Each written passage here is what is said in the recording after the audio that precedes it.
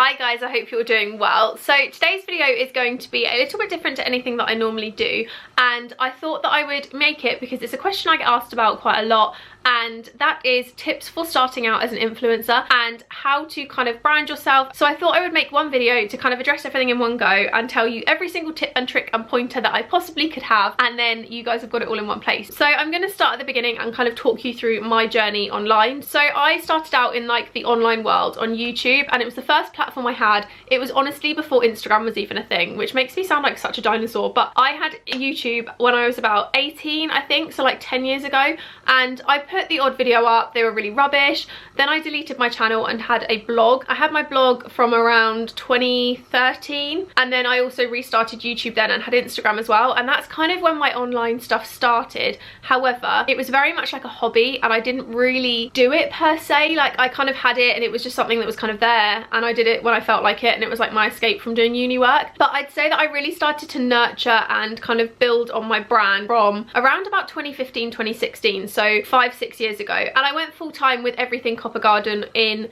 I think, 2016 in October or 2017 in October, I can't remember. Either way, I came straight out of uni and fell straight into doing this full time, and I have to admit, I very much fell into it naturally, along with like the progression of being online, which I think has given me a different insight into everything, because I did it before you could get paid to do it, and before it was like something that you did to make money. It was more that you did it just because it was a hobby, and then the free stuff came into it, and then being paid came into it. So it was very much like it just was a really big hobby of mine and a really big love of mine, and it became my job, which I think is possibly the best thing to ever happen in the world. And now I'm in a position where I've been doing it full time for like 4 or 5 years, and I genuinely love it so much. Like, I literally, Copper Garden is like my little baby, and I nurture it and I give it all this love and attention, and it's like a plant baby, but I've actually managed to keep it alive.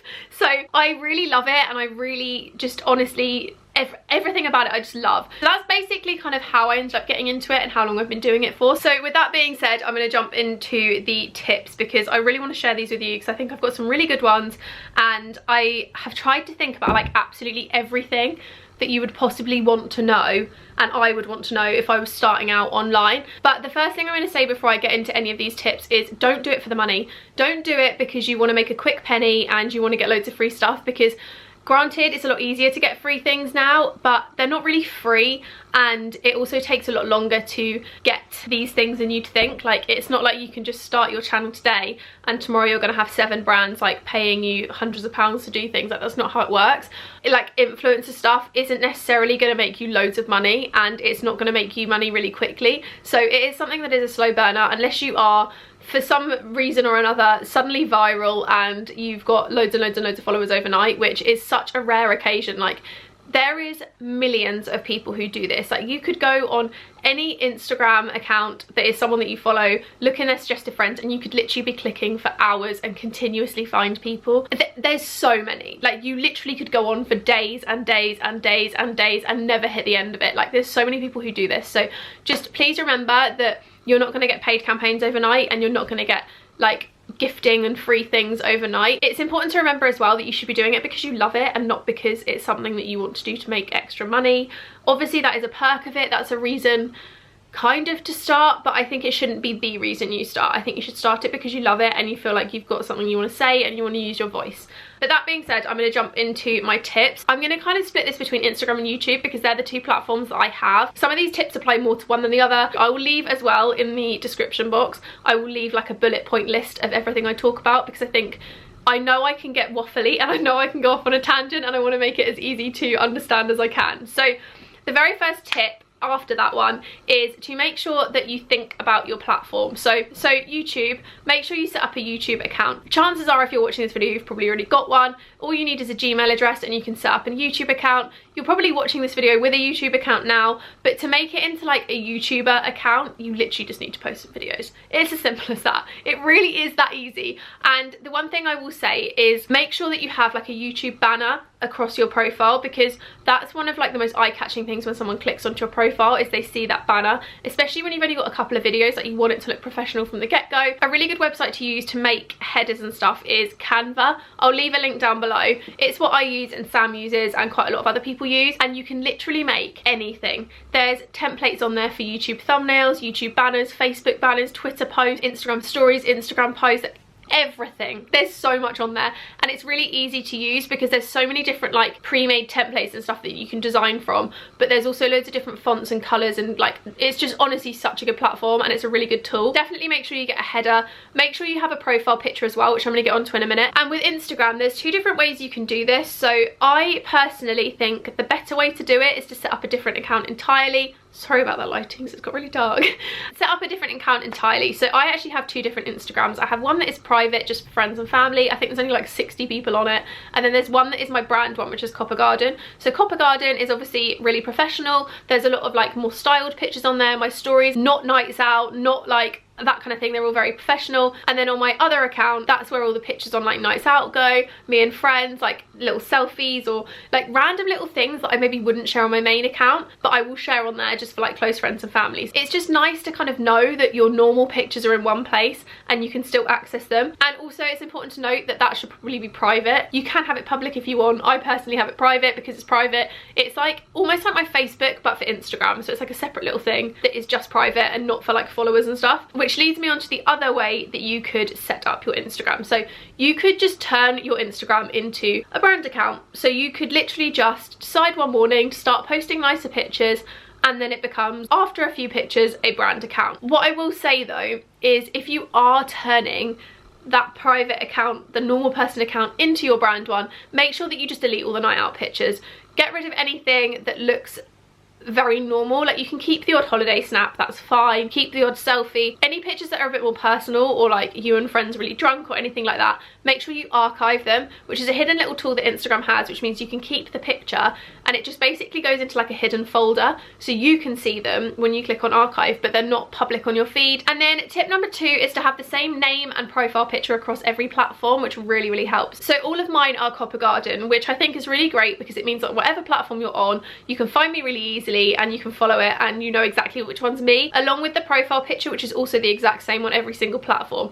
Basically done so that people can find you across the board and you don't have to worry about being confusing or anything like that. You're just completely consistent. Tip number 3 is to find your personal brand, and this being whether you are someone who really likes fashion, so you're gonna have a fashion account. Do you travel the world and really want to travel and you want to talk about that kind of thing? Are you really heavily Disney focused, so you want to have a Disney account? YouTubers, you might just want to do daily vlogs, or you might just want to do styling videos. Just think about what it is that you want to create and think about something that you're really passionate about. You have to really think about what it is that you love, because whatever you love will naturally become the thing that you talk about and you'll find the easiest to talk about. And also it's more genuine. Like when people are passionate about a certain subject, it really shows, and I think it makes it an easier watch and it naturally grows and evolves, which I think is totally okay, because you've got to kind of play around and see what works for you, but at the end of the day, just be yourself and be you, because that's the only thing you can be, and talk about what you love because that's the easiest thing to talk about. Tip number 4 is not to worry about having a fancy camera. I know so many people who shoot on iPhone, whether that's for their videos or for their blog posts or for their Instagram. iPhones are so good nowadays. I mean, other brands are also available, but I personally have an iPhone. Cameras are so good on phones that you really don't need to go and spend like £1,000 on a really fancy camera to take these pictures. You can do it on your phone. In fact, you don't even need a laptop. You can literally edit videos on your phone now just as well. Like you can get iMovie and stuff on a phone, so there's that too. Tip number 5 applies purely to Instagram, and that is to make sure that you have a preset or an edit that works really well. Obviously there are millions of people who don't edit, they have very natural crisp feeds, but personally, preference wise, I think it looks really good when you have a preset or like one edit that kind of helps to make the whole feed look really cohesive, and like when you look at the feed, it just flows because of the fact that all the pictures have like a similar colouring. I actually do sell my presets if you're interested. I will leave a link down below to them. They are £15 a pack and they have 5 or 6 different presets in the pack that basically you just whack the preset on and it helps to like give the same kind of colouring to each picture. Obviously you don't have to buy mine. You can use Lightroom, which is free to download. It's really easy to use and there's a billion different options on it, but there's also apps like VSCO, or Instagram actually has its own tools inside the app to help you edit, so you can adjust like the brightness and all that kind kind of thing in the app, and it's super easy, which leads me on to number 6, which is YouTube and drawing people in. So obviously on YouTube you need to really focus on your thumbnails, because the thumbnail is the reason someone clicks on a video. It is what they see and it is what they choose to invest their time into. So make sure again that you're using a platform like Canva and you have a really eye-catching thumbnail, and also a title that is not heavy clickbait, because no one likes clickbait. It makes someone click on the video but they click straight off again because they don't like the clickbait. Make sure it's just an easy to read title and something that is just actually in the video. So for example, if you have fallen down the stairs in your video, by all means title the video "Falling Down Your Stairs," but really think about what it is that's going on in your video. So for example, if you've got a video, I'm looking at my rail, so if you've got a video that's on the rail and it is an ASOS haul, make sure that you're tagging like ASOS haul. If it's a try on, ASOS try on haul. If it's for spring and summer 2020, or you bought it in March 2020, like make sure those things are in your title and make it as like easy to search as you can. So another example could be if it's a vlog and you go to Disney World, you could title it like Walt Disney World May 2020, Magic Kingdom, and then you would talk about maybe like one place that you went to that's of interest, like Crystal Palace breakfast or something. Like just think about what it is that you're doing in that video that people would want to be searching for, because if the title is just ASOS haul, it's not going to come up in searches and it's not going to be easy to find.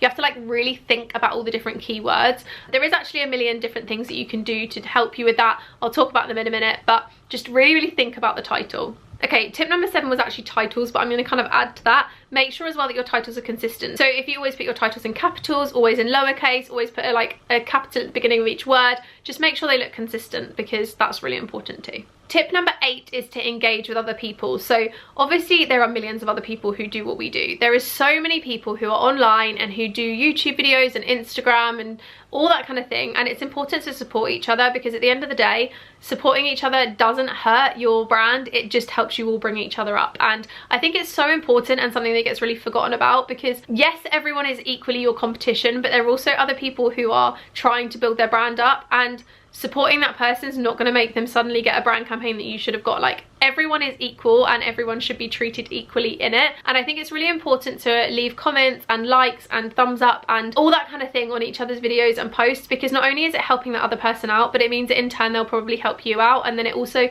helps increase your engagement because you're helping them.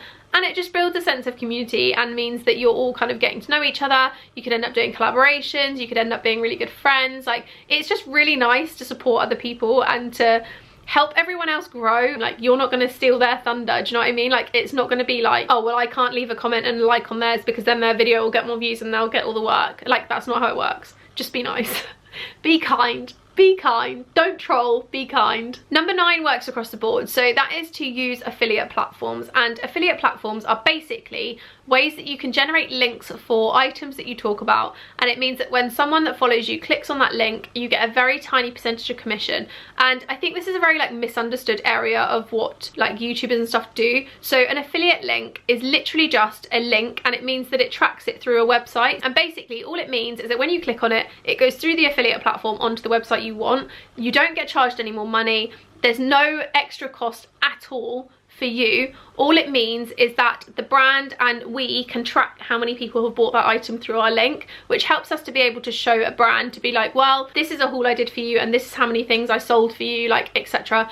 And basically you make a teeny tiny portion of commission, and that commission literally is never more than like 10% of the item price. So if you bought a top for £10, I would make less than £1 on that purchase, but it just means that it's a tiny little bit of money. That is a really nice way to like generate a tiny bit more income. And honestly, I just think the best reason for it is because it means that I can go to a brand and be like, well look, I did a whole video for you and I sold this many products. Like, it's just a really nice little thing to have, and it's also a nice little side bit of money. Affiliate platforms, there are hundreds. There's one called Shop Style, which is good. There's one called Reward Style, which is a little bit more selective, so you have to be invited into it or you have to apply to be on it, which is what I use, and it's really, really good again. And there's also 21 Buttons, which is an app, but you can make links, I believe, that you can use on YouTube. I'm not 100% sure. Basically, they're all different ways for you to be able to help your audience buy things that they like. So on my stories and stuff, if there's a swipe up, it's sometimes affiliated. Again, it doesn't mean that any money like gets added. Like you don't have to pay £10 more or anything. It's just that I get a teeny tiny percentage of the commission. Tip number 10 is to make sure that you are signed up to different platforms for collaborations. So this is more aimed at like Instagram, but YouTube and stuff kind of falls into it as well. So there is a number of websites and platforms which people use to get collaborations. So there's 3 that particularly come to mind, which are Takumi, which is one that you can sign up for, and basically they send you over a collaboration. It tells you how much you're going to get and what you need to do. So like one Instagram post for £200, for example, and then basically you can choose whether you want to be put in to like be considered or whether you want to decline. So if you put in to be considered, it means that they'll put you in a little pot with all the other people who said they want to do the campaign, and they'll pick who fits best for the brand. There's also Vamp, which is a very similar kind of platform. So you sign up to the platform and they have your details and stuff, and they send you campaigns that you can then apply to again. Very similar thing. So if they've sent you a campaign, it doesn't mean you've necessarily got it, but it means that you can apply for it and you might have it. There is also one called Tribe, and basically it's kind of like a backwards brand collaboration. So what they do is on the platform, it comes up with all these different brands and it will give you different products. So say for example, Shop Disney wants people to talk about their mugs, and basically what you do is you see that collaboration on there. So it will say like Shop Disney wants people to talk about their mugs, they want an Instagram post, and what you do is you take the picture yourself with a product you already have. So like I've already got a Shop Disney mug, so I take a picture using the mug, I submit it to the platform and I put my price, and then they choose whether they want to accept it, negotiate or decline. It's a very good platform if you're starting out, and I think it's a really great idea because it's things that you already have in your house and you already use, and the idea behind like promoting something you already love is great. But I don't personally really use it that much. I just think it's a really good platform that there is as a tool if you're starting out. And then tip number 11 is for YouTube, and that is to use vidIQ, which is a really easy free downloadable tool that you can get on Google Chrome, and I think it's on Windows as well, I'm not sure. I have a Mac, but I know it's not on Safari, but you can definitely get it on Google Chrome.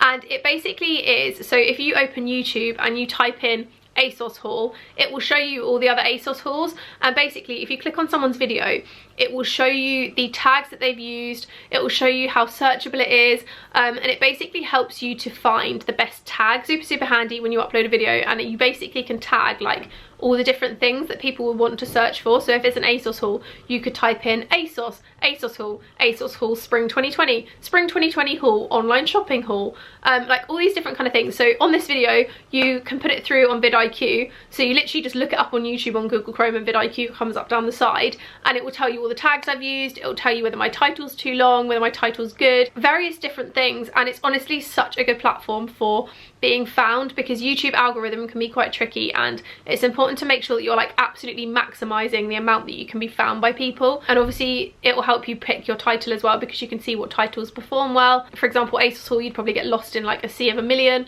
whereas putting an ASOS haul spring 2020, it narrows it down, that kind of thing. And tip number 12 is to not put pressure on anything. Don't look at the numbers and think, oh, I've only got 100 followers, so I'm rubbish. Oh, I need to have 1,000 followers to be popular. Like, don't look at the numbers. Like, obviously, yes, they matter and yes, they count, but ultimately, like, the numbers aren't everything. And like, you could have 100 subscribers, but you could have such a strong presence and people really love you and really invest in you, and that's more important. Like, it's more important to have people who watch you because they love you and just have a sense of community. Like, I love the fact that even though some of my videos don't even get 1,000 views, like, I love knowing that I have certain people who come back to every video and certain people who always comment, and it's nice to just chat and know that there's other people out there. And I just love the sense of community from it, and I love being able to chat to people and share opinions and laugh and joke and all that kind of thing. Naturally, brand collaborations will come over time, and I think it's really important to remember that yes, it is really nice to get the freebies and it is really nice to get the paid collaborations, but they don't happen overnight. And honestly, those platforms I've mentioned are the best way to get started if you want to. Some of them I think might potentially have caps on how many followers you have to join them, I'm not really sure. But honestly, brand collaborations will come to you when they come to you. Don't expect them overnight. Don't expect like loads and loads of money to be made. Like, literally, if ASOS come and drop in your inbox and say, hey, we'd love to send you a few freebies, amazing. But if they don't, not the end of the world. And then my final final tip is tip number 13, which is make sure that you organically talk about products. So if you really love ASOS, make sure you are organically talking about ASOS, because chances are if you're organically talking about them, they're probably going to come across you at some point. So if you're tagging them in your picture and in your captions, or you're putting videos up, chances are someone will probably see it and want to work with you at some point. So naturally, things that you talk about organically tend to be the things that you end up working with, and I think that's really great because it means that you're being really authentic to you. You get contacts naturally by just talking about things, naturally featuring things. I don't really know how else to explain it, but yeah.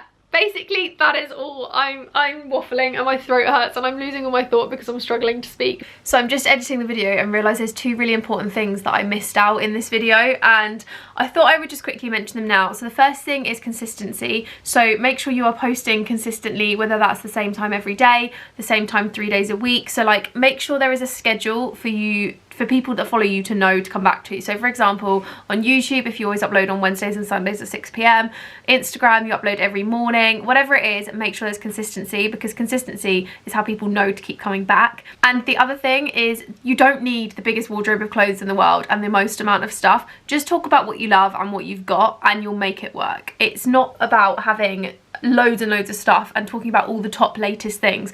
Literally, you could just talk about the clothes that are in your wardrobe, or the beauty products that you love, or whatever it might be. You don't have to spend money to do this job. You can do it just with what you've already got. But that's my final tip. Here's the end of the video. I really hope you enjoyed this video, guys, and I just want you to remember to do it because you love it. And if you do have any more questions, leave them in the comments down below or drop me a DM on Instagram, because I'd be more than happy to chat to you and answer the questions and help you out. My opinion is my opinion. It's not the opinion of like loads of other people. You could have a million different influencers who do this video and give you a million different tips and tricks. Like, it genuinely is just my opinion and what I know works and things that I think are really helpful. But yeah, I really hope you enjoyed this video, guys, and hopefully you'll give it a thumbs up if you like it. Again, leave me a comment and let me know what you thought. I hope you enjoyed this video, guys, and I'll see you in my next one. Bye.